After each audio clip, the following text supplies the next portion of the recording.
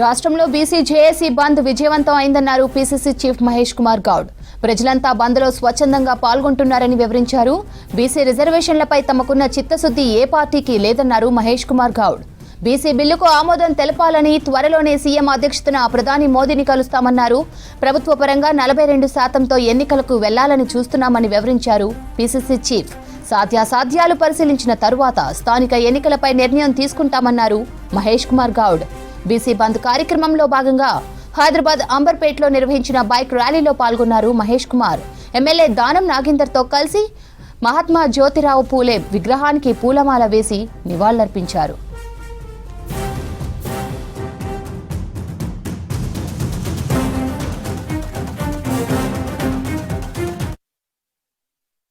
మా మంత్రులందరితో మాట్లాడినాను. ఒకరిద్దరు మంత్రులు అవుట్ ఆఫ్ స్టేషన్ వాళ్ళు తప్ప మంత్రివర్గ సభ్యులందరూ కూడా వారి వారి క్షేత్రాల్లో వారి జిల్లాల్లో బంద్లో పాల్గొంటూ ఉన్నారు. మా జిల్లా కాంగ్రెస్ కమిటీ అధ్యక్షుడితో అందరితో మానిటర్ చేస్తూ ఉన్నాను. బంద్ విజయవంతమైంది, విజయవంతం అవుతూ ఉంది. బస్సులు ఎక్కడికక్కడ ఆగిపోయినాయి. ప్రజలు స్వచ్ఛందంగా మేము అడుగుతున్న కోరిక న్యాయమైంది కాబట్టి ప్రజలు కూడా స్వచ్ఛందంగా వారి షాప్స్ని వారి యొక్క ఇండస్ట్రీస్ అన్నీ కూడా మూసించినారు. బస్సెస్ కూడా ఆర్టీసీకు బస్సెస్ కూడా బయటకు తిరగట్లేదు. మా మంత్రులు చాలా చోట్ల బస్ డిపోల ముందట మిగతా చోట్ల బంద్ పాటిస్తూ ఉన్నారు. నేను తెలంగాణ ప్రజలకు విజ్ఞప్తి చేస్తూ ఉన్నాను. ఇది ఒక న్యాయమైన కోరిక కోసం జరుగుతున్నట్టు బంద్. ఇది బీసీ జేఏసీ ఇచ్చిన పిలుపు మేరకు జరుగుతున్న బంద్లో అన్ని పార్టీలు పాల్గొంటూ ఉన్నాయి, సంతోషకరం. ఇది న్యాయమైన హేతుమైన కోరిక కాబట్టి ప్రజలు కూడా మనస్ఫూర్తిగా బంద్లో పాల్గొనాలని విజ్ఞప్తి చేస్తూ ఉన్నారు. శ్రీధర్ బాబు గారు రంగారెడ్డి జిల్లాలో పాల్గొంటూ ఉన్నారు. తుమ్మల నాగేశ్వరరావు ఇప్పుడే వీడియోలు పంపినారు. వారు 3 చోట్ల పాల్గొంటూ ఉన్నారు. జూపల్లి కృష్ణారావు గారు 3 నియోజకవర్గాల్లో పాల్గొంటూ ఉన్నారు. తిరుగుతూ ఒక నియోజకవర్గం అయిపోయింది, మిగతా నియోజకవర్గం పోతూ ఉన్నారు. మిగతా సీతక్క గారు, పొన్నం ప్రభాకర్ గారు, శ్రీహరి గారితో పాటు మిగతా మంత్రులు, డిప్యూటీ సీఎం గారు అందరూ కూడా బంద్లో పాల్గొంటూ ఉన్నారు. ఉత్తమ్ కుమార్ రెడ్డి గారు ఢిల్లీలో ఉండిపోయినారు. పొంగులేటి శ్రీనివాసరెడ్డి గారు బీఆర్ ప్రచారం ఉన్నారు. వాళ్ళిద్దరు మినహా అందరు మంత్రులు బంద్లో పాల్గొంటూ ఉన్నారు.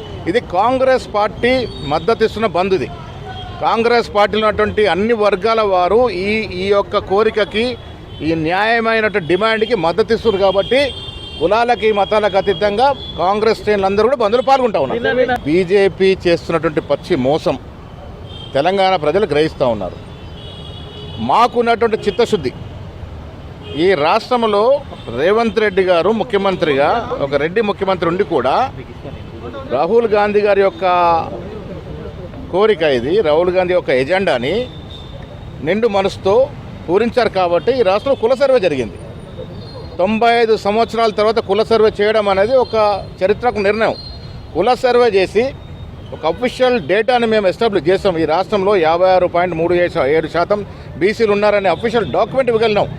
ఇది 100 ఏళ్ళుగా ఈ డాక్యుమెంట్ ఎక్కడ లేదు.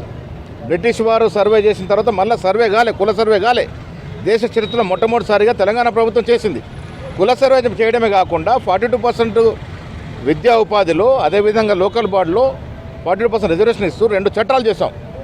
చట్టాలు అన్ని పార్టీలు ఓటేసాయి కదా.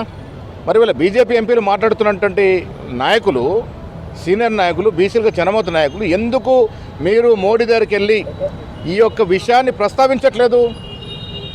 ఎందుకు ప్రస్తావించట్లేదు? మేము వెళ్తాం రేపు ముఖ్యమంత్రి గారి నేతృత్వంలో అఖిలపక్షం తీసుకెళ్ళి మోడీ గారిని కలిసి ప్రయత్నం చేస్తాం మేము. మీరు బీజేపీలో పార్టీ సభ్యులుగా ఉన్నారు, పార్లమెంట్ సభ్యులుగా ఉన్నారు.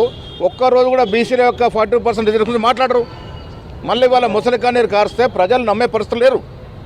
కాంగ్రెస్ పార్టీకి ఉన్న చిత్తశుద్ధి నా బీఆర్ఎస్కి లేదు, బీజేపీకి లేదు. బీఆర్ఎస్ బీజేపీ పార్టీ లోపాయక ఒప్పందంలో ఉండి 42% రిజర్వేషన్ మద్దతు ఇస్తే కాంగ్రెస్ పార్టీ బీసీల హృదయాల్లో ఛాంపియన్ అయిపోతుంది. కాబట్టి దీన్ని అడ్డుకోవాలనే ఒక చెడు అభిప్రాయంతో దీన్ని అడ్డుకుంటా ఉన్నాం. ఆ దశగా ప్రయత్నం చేస్తూ ఉన్నాం. ఎన్నికలు కూడా ముఖ్యమే, కానీ మేము చేయాల్సిన పనులన్నీ, చేయాల్సినటువంటి ఆప్షన్స్ అన్నీ ఎంచుకుంటా ఉన్నాం. ముఖ్యమంత్రి మా పిఎస్లో మాట్లాడుకున్న తర్వాత మా కోరికల్లా చిత్తశుద్ధితో 40% రిజర్వేషన్ ఇవ్వాలని ఆ దశగా అన్ని ప్రయత్నం చేస్తూ ఉన్నాం. ఇది కానప్పుడు ఆలోచిస్తాం. మా ఉద్దేశము చట్టపరంగానే 42% రిజర్వేషన్ ఇవ్వాలి. ఆ దశగా అన్ని కోణాల నుంచి మేము ప్రయత్నాలు చేస్తా ఉన్నాం. ప్రయత్నాలు విరమించుకోలే, వెనక్కి తగ్గేది లేదు. ఆ దశగా మళ్ళీ ప్రయత్నం ఉంటుంది.